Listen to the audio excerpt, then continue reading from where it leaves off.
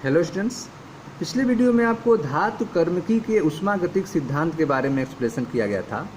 इस वीडियो में आपको एलिंघम आरेख के बारे में हम थोड़ा एक्सप्लेन करेंगे।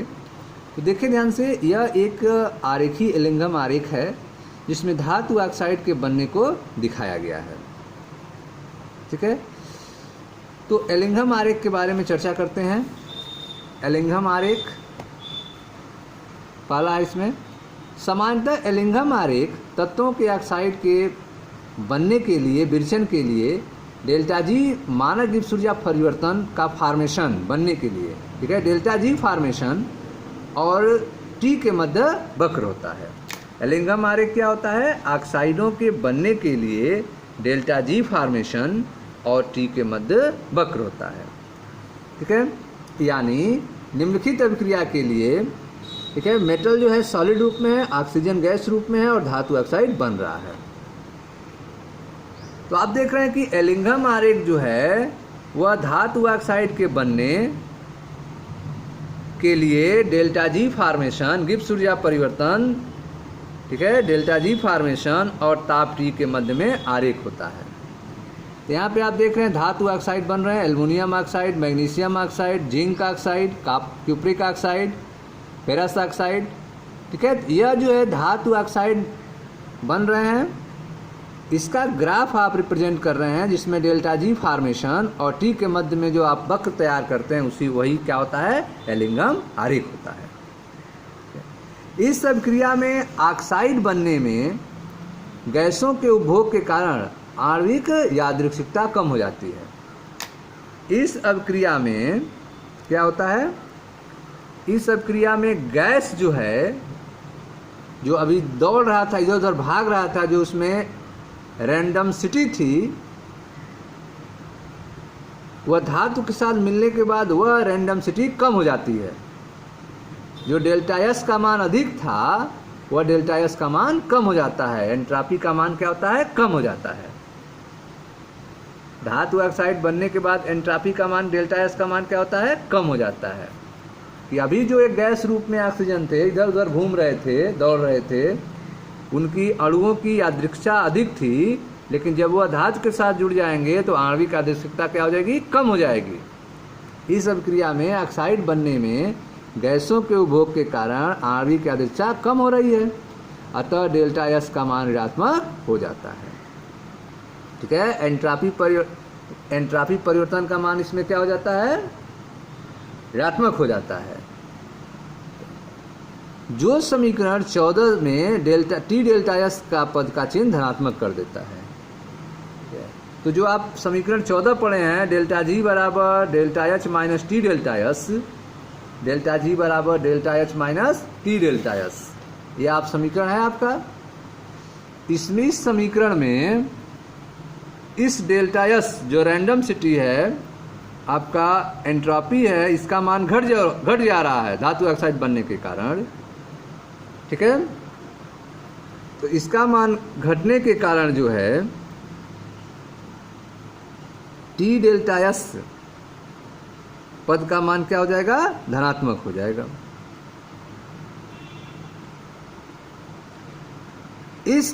इससे ताप में वृद्धि होने के उपरांत यह डेल्टा एस घटने से टी क्या हो जाएगा? बढ़ना चाहिए। जब डेल्टा एस घट रहा है तो टी का मान बढ़ना चाहिए। इसके कारण ताप में वृद्धि होने के उपरांत भी डेल्टा जी फॉर्मेशन मान उच्च मान की ओर बढ़ता है।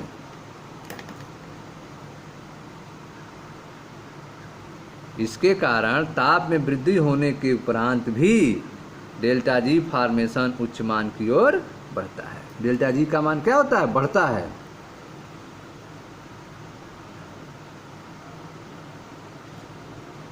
ताप बढ़ने के, जब ताप बढ़ता है तो डेल्टा जी का मान घटना चाहिए,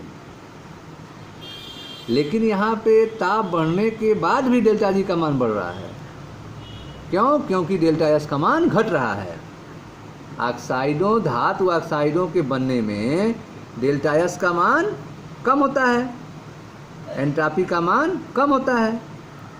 उस समय टी के बढ़ने से डेल्टा जी का मान भी बढ़ता है, डेल्टा जी फॉर्मेशन का मान भी बढ़ता है, जिसके कारण धातु ऑक्साइड के बनने की अधिकांश उपरोक्त अभिक्रियाओं में वक्रों का ढाल क्या हो जाता है, धनात्मक हो जाता है। ठीक है, जो फॉर्मेशन का ढाल है वो सब क्या हो जाता है, धनात्मक हो जाता है, क्योंकि डेल्टा जी का मान क्या हो जाता है, धनात्मक हो जाता है। ठीक है, तो यह आप देख रहे हैं कि धातु ऑक्साइड बन रहे हैं तो यह ग्राफ जो है धनात्मक हो जा रहे हैं, ऊपर चले जा रहे हैं। यह जिंक ऑक्साइड बन रहा है, ग्राफ धनात्मक हो गया।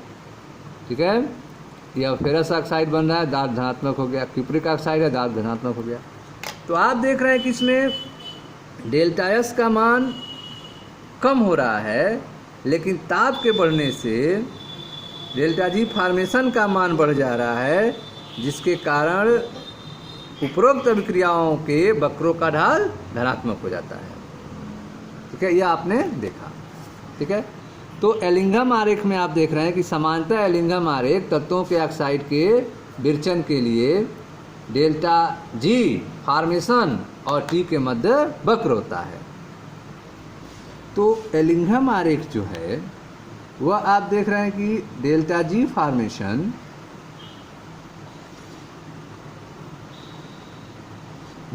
फॉर्मेशन और टी के बीच में वक्र होता है, और यह वक्र जो है ऑक्साइडों के लिए तैयार होता है, जिसमें आप देख रहे हैं यह आपका धातु है सॉलिड रूप में, यह ऑक्सीजन है गैस रूप में, और धातु ऑक्साइड बन रहा है। इस धातु ऑक्साइड बनने से डेल्टा एस का मान कम हो जाता है, एंट्रोपी का मान कम हो जाता है। एंट्रोपी का मान कम हो गया। अब जो टेम्परेचर बढ़ने के बावजूद भी डेल्टा जी का मान धनात्मक होता है, जिसके कारण जो आपका ग्राफ आता है, वक्र बनता है एलिंघम आरेख, उसमें वक्र का ढाल क्या हो जाता है, धनात्मक हो जाता है। ठीक है, ये आपका क हो गया। अब ख देखें, प्रवस्था परिवर्तन। जहाँ पर प्रवस्था परिवर्तन होता है, अर्थात ठोस द्रव में चेंज होता है या फिर द्रव गैस में चेंज होता है, उस स्थिति के अलावा प्रत्येक स्थिति में वक्र एक सीधी रेखा होता है। ठीक है, तो जो एलिंघम आरेख है वह केवल प्रवस्था परिवर्तन को छोड़कर, जहाँ पे ठोस द्रव में चेंज हो रहे हैं या फिर द्रव गैस में चेंज हो रहे हैं, उसको छोड़कर यह एलिंघम आरेख हमेशा क्या होता है, एक सीधी रेखा होता है। ढाल की धनात्मक दिशा में वृद्धि, अगर ढाल जो है धनात्मक दिशा में जा रहा है तो ढाल की धनात्मक दिशा में वृद्धि उस ताप को प्रदर्शित करती है, निर्देशित करती है, जिस पर ऐसा परिवर्तन होता है। जहाँ से ढाल जो है धनात्मक दिशा में जाने लगता है, वह उस ताप को बताने लगेगा जहाँ पे प्रवस्था परिवर्तन होता है, जिस ताप पर प्रवस्था परिवर्तन होता है। जैसे जिंक, तो आप देखें ध्यान से ग्राफ में, इस ग्राफ में आप देखें जिंक जो है वो जिंक ऑक्साइड में चेंज हो रहा है। यहाँ पे ग्राफ जो है ऊपर जाने लग रहा है। ठीक है, तो जहाँ से ग्राफ जो है धनात्मक विचलन दिखाता है, ठीक है, वही पॉइंट गलनांक कहलाता है। ठीक है, अर्थात वो अवस्था परिवर्तन कहलाता है, गलनांक नहीं, अवस्था परिवर्तन कहलाता है। वहाँ पे अवस्था चेंज हो रही है, या तो वह ठोस से द्रव में चेंज हो रहा है या द्रव से गैस में चेंज हो रहा है। जिंक ऑक्साइड वक्र में अचानक परिवर्तन गलनांक को प्रदर्शित करता है। ठीक है, यहाँ तक सीधी लाइन थी, फिर अचानक जो है ऊपर जाने लगा है, तो यह क्या बता रहा है, गलनांक। अब आते हैं गौ में। गौ देखते हैं ध्यान से। ताप बढ़ने पर वक्र में एक ऐसा बिंदु आता है जब वक्र डेल्टा जी बराबर 0 रेखा को पार करता है। तो आप देख रहे हैं कि ताप बढ़ाने पर वक्र में एक ऐसा बिंदु आता है जब गिब्स ऊर्जा परिवर्तन अभिक्रिया के लिए 0 रेखा को पार करता है। इसके नीचे ऑक्साइड के बनने का डेल्टा जी आर ऋणात्मक होता है, लेकिन उसको पार करने पर डेल्टा जी का मान 0 हो जाता है। इसलिए धातु ऑक्साइड अस्थायी है इस बिंदु के ऊपर धातु ऑक्साइड बनने की मुक्त ऊर्जा धनात्मक होती है, अतः ऑक्साइड धातु ऑक्साइड स्वयं विघटित हो जाता है। तो आप देख रहे हैं कि वक्र में टेम्परेचर बढ़ता जाए तो एक बिंदु ऐसा आएगा जब डेल्टा जी का मान क्या हो जाएगा, 0 हो जाएगा। जैसा आप देख रहे हैं यहाँ पे डेल्टा जी, और यह मान 0 है, और यह ग्राफ जो है ऊपर जा रहा है, और यह जाते जाते यह 0 को भी क्रॉस कर जाएगा। डेल्टा जी का मान 0 है, उसको भी यह ग्राफ भी आगे बढ़ते बढ़ते डेल्टा जी को क्रॉस कर जाएगा, यह ग्राफ भी डेल्टा जी को क्रॉस कर जाएगा। तो आप देख रहे हैं कि ताप बढ़ने पर वक्र में एक ऐसा बिंदु आता है जब वक्र डेल्टा जी बराबर 0 रेखा को पार करता है। इसके नीचे ऑक्साइड के बनने का डेल्टा जी आर ऋणात्मक होता है। ठीक है, इस 0 के नीचे अगर देखा जाए तो सब मान डेल्टा जी के क्या होते हैं, ऋणात्मक होते हैं। जैसे यहाँ देख रहे हैं -100, -200, -300 से लेकर -1200 तक। ठीक है, -1200 तक यहाँ पर दिया गया है। तो 0 के नीचे डेल्टा जी बराबर 0 के नीचे जो है हर जगह डेल्टा जी का मान क्या है, ऋणात्मक है। डेल्टा जी का मान ऋणात्मक है, इसीलिए धातु ऑक्साइड अस्थायी है। अब जब डेल्टा जी का मान 0 रेखा को क्रॉस कर जाएगा तो उस बिंदु पर धातु ऑक्साइड स्वयं टूट जाएगा, स्वयं विघटित हो जाएगा। ठीक है, गौर देखें ध्यान से। तो ताप बढ़ने पर वक्र में एक ऐसा बिंदु आता है जब वक्र डेल्टा जी आर बराबर 0 रेखा को पार करता है। इसके नीचे ऑक्साइड के बनने का डेल्टा जी आर ऋणात्मक होता है, इसलिए धातु ऑक्साइड अस्थायी है। ठीक है, जब ऋणात्मक है तो धातु ऑक्साइड अस्थायी है। इस बिंदु के ऊपर धातु ऑक्साइड बनने की मुक्त ऊर्जा धनात्मक होती है, अतः धातु ऑक्साइड स्वयं विघटित हो जाएगा। इसी प्रकार के आरेख सल्फाइड और हैलाइड के लिए बनाए जाते हैं। जैसे यहाँ ऑक्साइड के लिए आप देख रहे हैं लिंघम आलेख बनाया गया है, उसी तरह से सल्फाइड और हैलाइड के लिए भी बनाए जाते हैं। उनसे यह स्पष्ट हो जाता है कि धातु सल्फाइड का अपचयन कठिन क्यों होता है। ठीक है, उस ग्राफ को देखने से यह आपको स्पष्ट हो जाएगा कि धातु सल्फाइड को तोड़ना कठिन क्यों होता है। ठीक है स्टूडेंट्स, तो ये लिंघम आरेख के बारे में आपने देखा। अब आप देखें एलिंघम आरेख की क्या सीमाएं हैं। एलिंघम आरेख की सीमाएं, ग्राफ केवल यह प्रदर्शित करता है कि कोई अभिक्रिया संभव है या नहीं। ठीक है, एलिंघम आरेख से हमें केवल यह जानकारी मिलती है कि अभिक्रिया संभव है कि नहीं, अर्थात केवल अपचायक के साथ अपचयन की प्रवृत्ति प्रदर्शित होती है।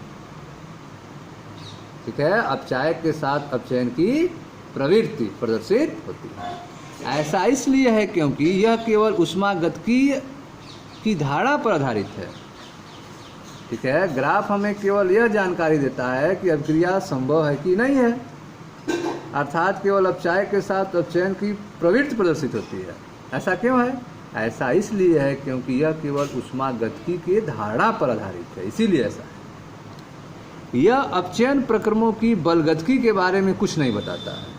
अपचयन प्रक्रम का काइनेटिक्स कैसा होगा, बलगतिकी कैसा होगा, इसके बारे में इससे हमें कोई जानकारी नहीं मिलती है। यह अपचयन कितनी तीव्रता से होगा, इसके बारे में भी कोई जानकारी नहीं देता है। ठीक है, जैसे प्रश्नों का उत्तर यह नहीं दे सकता है।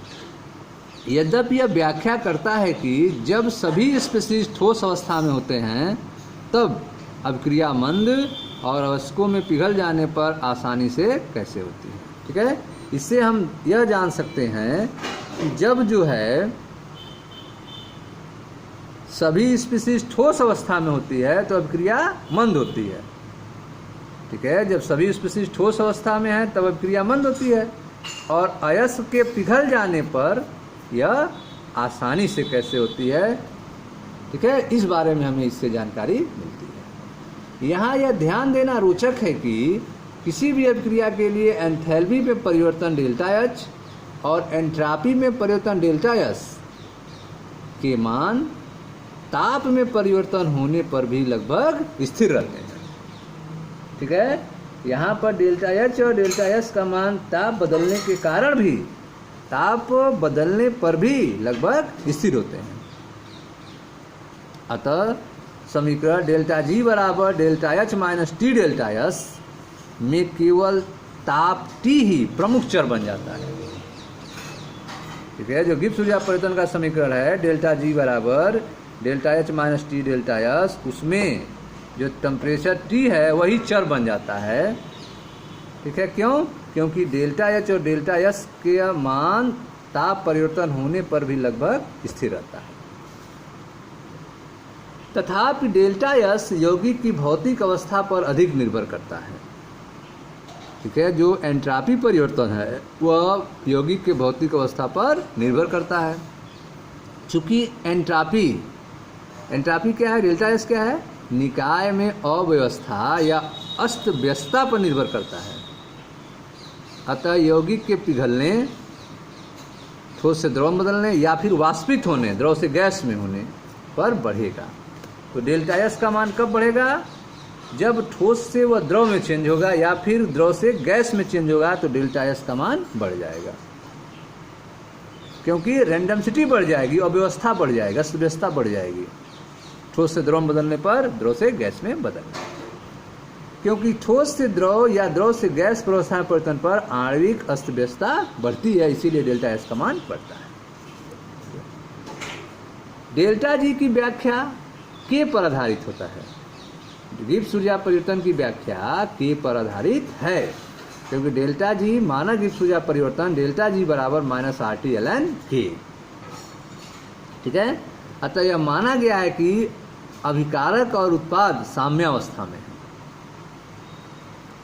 ठीक है, अभिकारक और उत्पाद किसमें मान लिए गए हैं?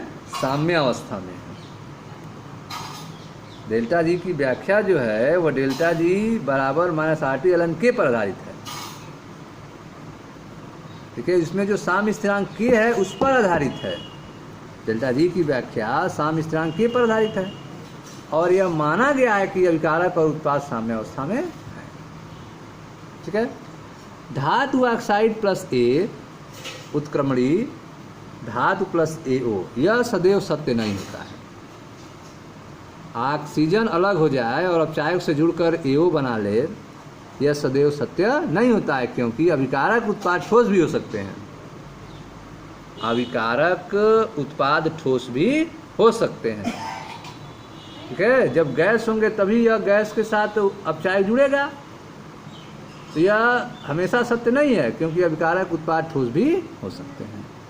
औद्योगिक अभिक्रियाओं में अभिकारक और उत्पाद बहुत कम समय के लिए साम्यावस्था में रहते हैं। जो औद्योगिक अभिक्रियाएं हैं उनमें अभिकारक और उत्पाद जो हैं वो बहुत कम समय के लिए ही साम्यावस्था में रहते हैं। ठीक है स्टूडेंट्स, तो यह आपने देखा एलिंघम आरेख की सीमाओं के बारे में। ठीक है, एलिंघम आरेख हमें क्या जानकारी देता है इसके बारे में हमने देखा, एलिंघम आरेख के बारे में हमने समझा। ठीक है, तो आप बुक पढ़िए, वीडियो को बार बार रिवीजन कीजिए, वीडियो को देखिए, बुक को पढ़िए, ताकि यह कंसेप्ट आपको क्लियर हो जाए। ठीक है, मिलते हैं नेक्स्ट वीडियो में, जिसमें हम एक्सप्लेन करेंगे एलिंघम आरेख का यूज क्या है, एलिंघम आरेख का उपयोग क्या है, इसके बारे में बताया जाएगा आपको। ठीक है, उससे पहले कुछ क्वेश्चन देख लेते हैं। जैसे कि यह क्वेश्चन दिया है, ऐसी स्थिति सुझाइए जिसमें मैग्नीशियम एल्यूमिना का अपचयन कर सके। ठीक है, मैग्नीशियम किसका अपचयन कर सके? एल्यूमिना का अपचयन कर सके, ऐसी स्थिति आप बताइए।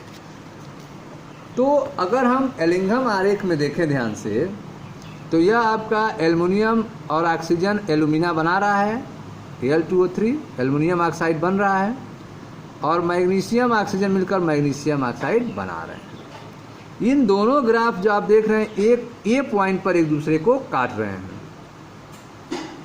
ए पॉइंट पर एक दूसरे को काट रहे हैं, और उसका टेम्परेचर आप देखें तो 1200 डिग्री सेल्सियस से अधिक है। ठीक है, जहां पर एक दूसरे को यह ग्राफ काट रहे हैं। ठीक है, एल्युमिनियम मैग्नीशियम ऑक्साइड का ग्राफ जो है ऊपर चला जा रहा है परिच्छेदन बिंदु के बाद, और एल्युमिनियम ऑक्साइड का ग्राफ नीचे आ जा रहा है। तो इस आधार पे हम जो है यह निर्धारित कर सकते हैं। तो क्वेश्चन में पूछा गया था ऐसी स्थिति सुझाइए जिसमें मैग्नीशियम एल्यूमिना का अपचयन कर सके।